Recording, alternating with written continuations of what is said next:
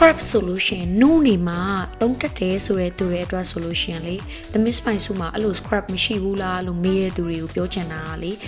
lavender scrub max လေးကိုတုံးကြည့်ဖို့လုံးဝတိုက်တွန်းပါတယ်ဒါဆိုရင် scrub ကိုနူးအောင်လုပ်ပေးရ lavender လားဆိုပြီးတော့မေးစရာရှိတယ်အဲ့လိုတော့မဟုတ်ဘူး lavender ကတစ်စိတ်တစ်ပိုင်းပါတယ်တကယ်တော့ဒီနေ့ lavender scrub ထဲမှာဘာလေးပါလဲဆိုတာကိုသိပ္ပံနီးကျနည်းနည်းလေးရှင်းပြခြင်းတယ် science pack ကကြည့်လို့ရှိရင်တော့ lavender ကိုရဲ့အကြောင်းမဟုတ်ဘူး formula ထဲမှာ Himalayan pink salt ကိုထည့်ထားတာပေါ့နော်ပန်းအောင်စားဆိုပြီးတော့လည်းလူသိများပါတယ်ပြီးတော့ဟုတ်ပါတယ်ပြီးတော့တကြားပါအဲ့အတွက်ကိုယ့်ရဲ့ exfoliation အပေါ်ရန်အလွှာမှာစုနေတဲ့ cells လေးတွေကိုလည်းကောင်းမွန်စွာနဲ့ဖေရှားနိုင်တယ်ဒါအပြင် scrub လုပ်တဲ့အခါမှာလေအသားအရည်6တွေ့မသွားအောင်လို့ shear butter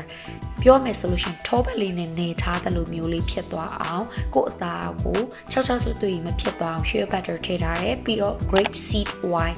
စပစ်တီအစိအစီကိုထည့်ထားတယ်လို့ပြောလို့ရှိရင်ရတယ်နောက်တစ်ခုကတော့ glycerol ကိုထည့်ပေးထားတယ်ဒါကတော့အလားစီဆိုပြီးတော့လည်းအလွယ်သိရပေါ့နော်ပြီးတော့မှ lavender essential oil လေးကိုထည့်ပေးထားတယ်ဒီလိုမျိုး ingredients တွေပါဝင်တာကြောင့် effective လေးဖြစ်ဒါအပြင်ဒီလို texture မှာ max လေးလိုမျိုး3မိနစ်လောက်အုပ်ထားပြီးတော့မှရေဆေးချလိုက်လို့ရှိရင်စပြားလေးမလို့ scrub လေးမလို့ max လေးမလို့ဘာလို့လဲဆိုတော့အားလုံးကိုတစ်ခုတည်းမှာပဲထည့်ထားလို့ဒီတစ်မျိုးရဲ့သုံးရင်အကုန်လုံး cover ဖြစ်သွားပြီ mixi လေးတွေ explore လုပ်တဲ့ပစ္စည်းရမှာဆိုရင် lavender scrub max ကတစ်ခုမဖြစ်မနေပဲเนาะ